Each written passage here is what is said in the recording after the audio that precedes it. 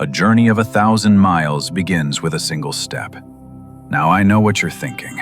Here we go again with another cliché quote that you've probably heard a million times before. But here's the thing about clichés. They become clichés precisely because they carry profound truths that have stood the test of time. They've been repeated over and over because they work, because they resonate, because they hold immense practical value for our lives. And today, I want to share with you a story that completely changed how I understand this simple yet powerful principle. A piece of wisdom a day. Every single day, we face countless challenges in our lives. Whether we're trying to learn something new, master a skill, build a business, improve our relationships, or simply become better versions of ourselves, we're constantly struggling to move forward, inch by inch, day by day. We wake up each morning with good intentions. We tell ourselves, today's going to be different. Today I'm going to make real progress. And some days, it actually feels like we're getting somewhere. We have those breakthrough moments where everything clicks, where we feel like we're finally on the right track. But then there are other days, and if we're being honest, these happen far more often, where everything feels like it's falling apart. Days where we feel like we're moving backward instead of forward. Days where we're so embarrassed by our performance that we question whether we should even be trying in the first place. Have you ever noticed this pattern? You start something new, and in the beginning, there's this honeymoon phase. You're excited, motivated, maybe even a little naive about what lies ahead. But as time goes on, as you begin to understand the true depth and complexity of what you're trying to master, something strange happens. Instead of feeling more confident, you start feeling less capable than when you began. This is one of the cruelest paradoxes of learning and growth. The more we know, the more we realize how much we don't know. When we first start out, we have what psychologists call unconscious incompetence. We don't know what we don't know, so we feel relatively confident. But as we progress, we enter the valley of conscious incompetence. We begin to see all the gaps in our knowledge, all the skills we lack, all the ways we're falling short. And this awareness can be absolutely crushing. I remember thinking, what was I even doing when I first started? How did I ever think this was going to be easy? That thing that seemed so achievable when I began now feels impossibly complex and overwhelming. And that's when the destructive thoughts start creeping in. Why am I even bothering with this? That person started at the same time as me. How are they already so far ahead? Maybe I'm just not cut out for this. Everyone has different talents. This just isn't mine. Sound familiar? This is the point where most people give up. Not just give up completely, but give up on the idea of ever getting really good at whatever they're pursuing. They settle into mediocrity, convincing themselves that average is good enough. I've seen it happen countless times, and I've been guilty of it myself more times than I care to admit. In fact, everything I'm sharing with you today is essentially my own confession, my own reflection on the patterns I've repeated throughout my life. I was notorious for this cycle. I'd get excited about something new, dive in head first, show some initial promise, and then, as soon as things got challenging, as soon as I realized how much I actually didn't know, I'd find a way to escape. I'd make excuses, rationalize why it wasn't for me, and move on to the next shiny object. Let me tell you about the time this pattern almost cost me everything I'd ever dreamed of. I'm what some people might call a humanities geek, someone who studied liberal arts and was completely out of their depth when it came to anything technical or scientific. After graduating from college, not from some prestigious university, mind you, just a regular school, I did what most people do. I started job hunting. I applied to big corporations, mid-sized companies, startups, you name it. I sent out dozens of applications, went through the whole song and dance of cover letters and interviews. The result? I was rejected by over 90% of the places I applied to. Most of the time, I didn't even make it past the initial screening. It was demoralizing, to say the least. Here I was, with a college degree, thinking I was ready to take on the world, only to discover that the world wasn't particularly interested in what I had to offer. That's when I stumbled upon something that would change everything: aviation.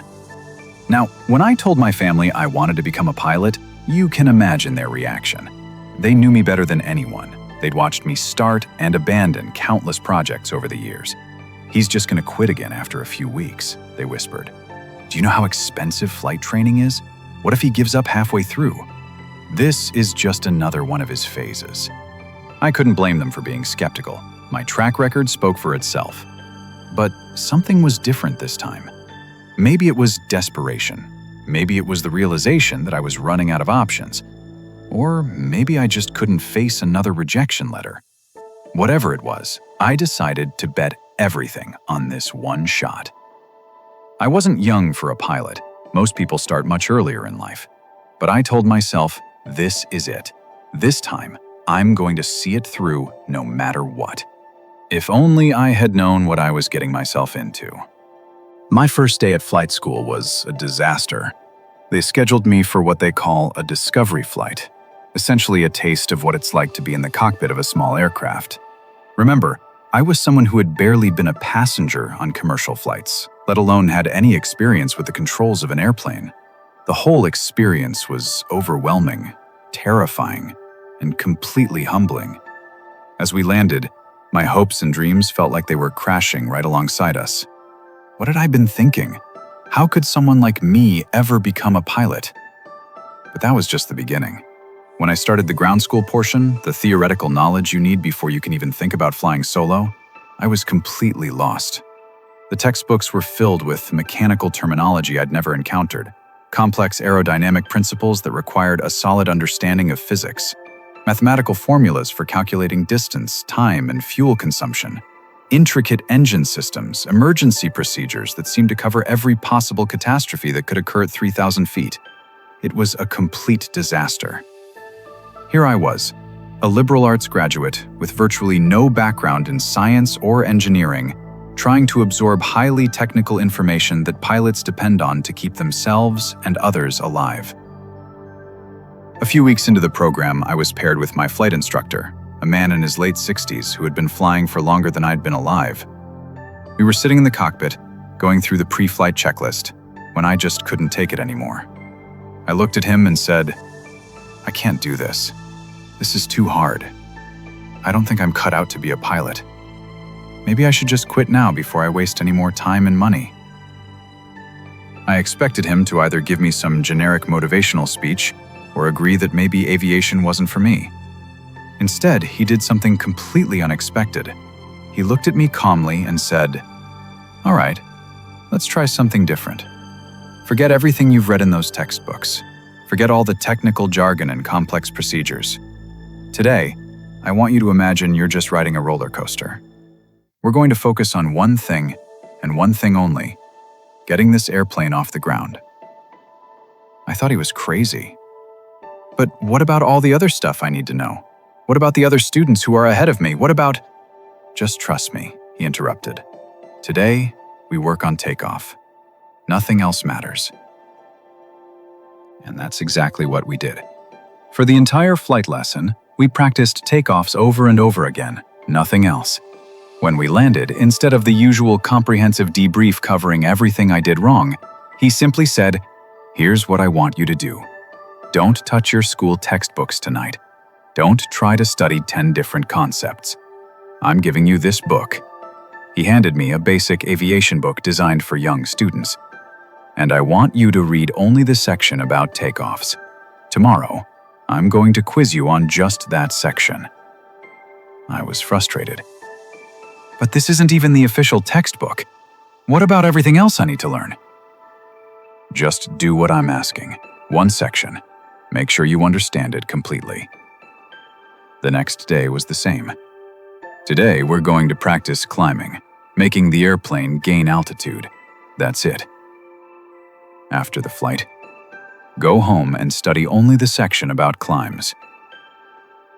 Day after day, week after week, month after month, this pattern continued. While I was secretly worried that I was falling behind, that I wasn't covering enough material fast enough, my instructor insisted we focus on just one skill, one concept at a time. And then something miraculous happened. A few weeks turned into a few months, and then one day, I found myself sitting there, having passed my first flight examination. My instructor and I went to a nearby airport for a late lunch to celebrate. While we were debriefing, I had to ask, "Thank you so much for everything, sir," I said. "But I have to ask you one thing. Why did you only have me study the one little section of the book that related to what we did that day?" The answer he gave me remains in my heart to this day. "Do you think you'd be sitting here having a late lunch with me if I had asked you to do more?" The most valuable lessons often aren't the ones we learn from books. They're the ones we learn from a mentor who sees our potential and knows how to unlock it.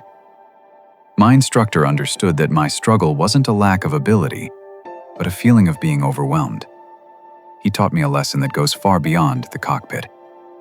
Sometimes, the best way to tackle a huge challenge isn't by trying to conquer it all at once, but by focusing on the next single, manageable step. This is a lesson for all of us. Life is a journey of 1,000 miles, but you can only ever take one step at a time. Trying to take all the steps at once is a recipe for anxiety, burnout, and failure. Don't worry about how far you have to go. Don't compare yourself to others who seem to be flying ahead. Just focus on the very next step and do it well. That small, single step is the most important one you will ever take.